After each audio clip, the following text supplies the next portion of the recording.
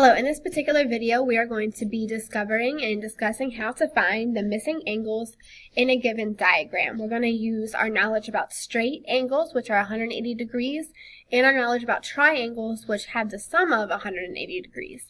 So as we dive into example number 1, we're going to be trying to locate x. Now there are two different ways to get the value of x, and I'm going to go over both of them. So a first way is to work our way over to where x is.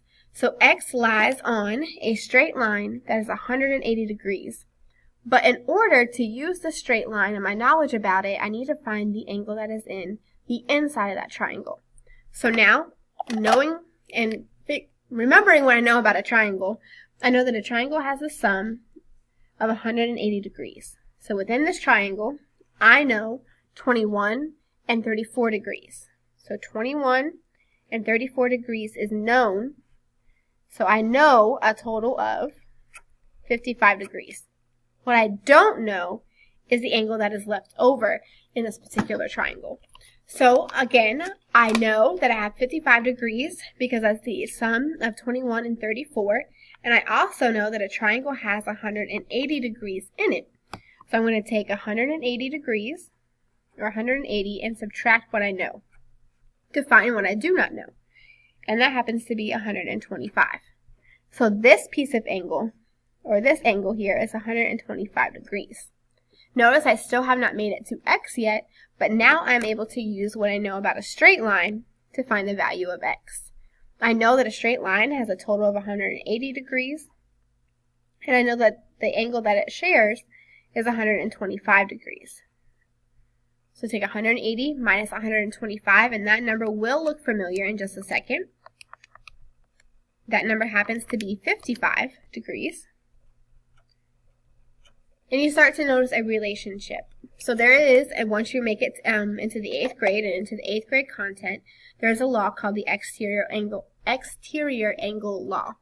That law states that your exterior, or your outside angle, is going to be the sum of the two angles that it is across from.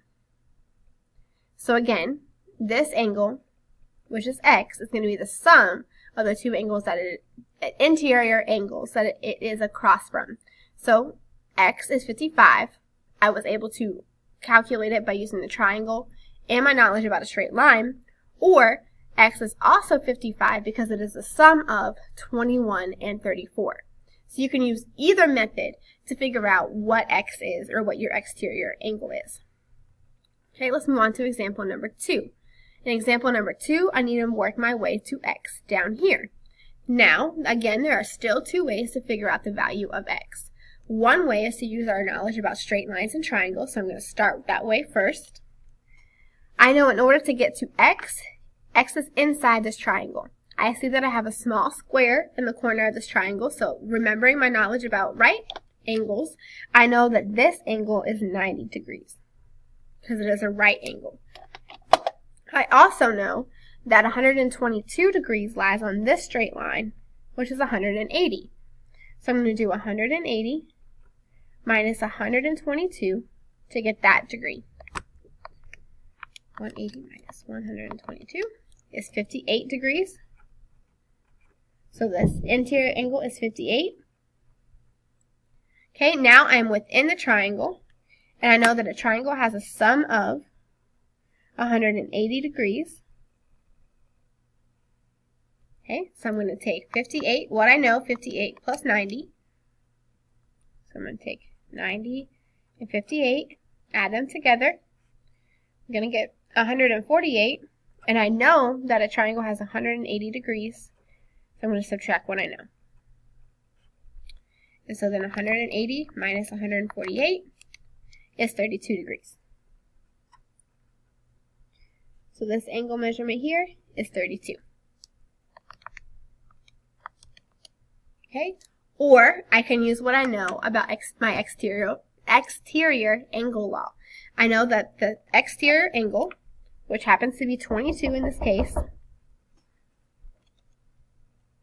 Okay, or I can use my knowledge about my exterior angle law and calculate it that way.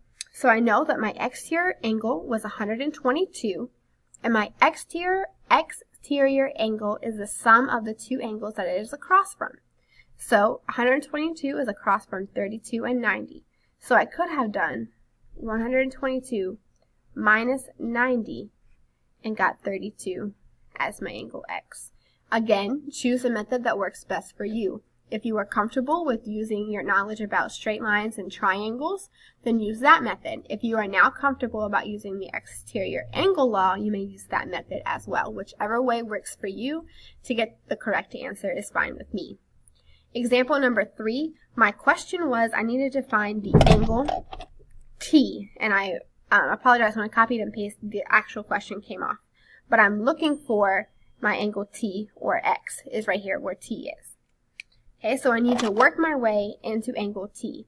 I know that angle T is within this triangle, so some way, somehow, if I'm going to go with the first method, I need to work my way into the triangle.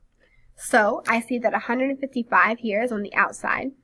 155 degrees lies on a straight line, so I'm going to take 180 minus 155 to get this piece of angle here. So I'm going to do 180 minus 155, which happens to be 25 degrees.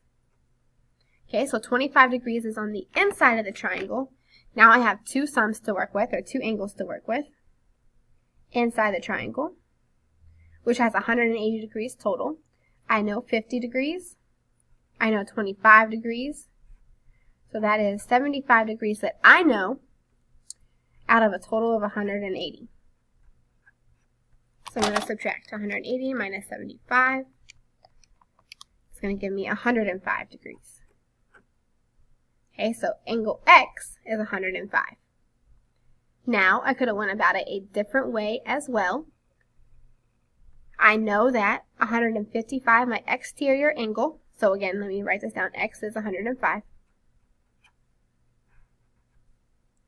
Okay, I know that my exterior angle is the sum of its two angles across from it. So 155 is the sum of 50 and this value of x. So I would take 155 as its total, subtract 50, and I would get 105 for my x value. Whichever method you are comfortable with, again, I cannot stress this enough, please use that method.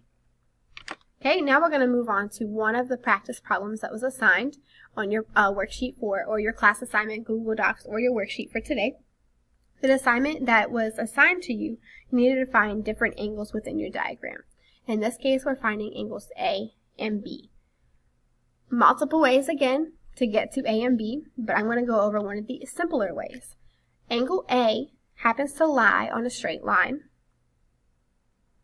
which is 180 degrees. So I'm going to take 180 minus 115, and I will then have angle A.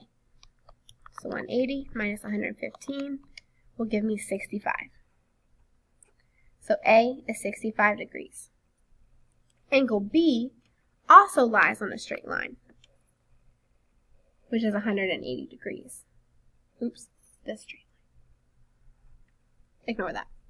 Angle B lies on a straight line, which is 180 degrees. So 180 minus 155 is equal to 25.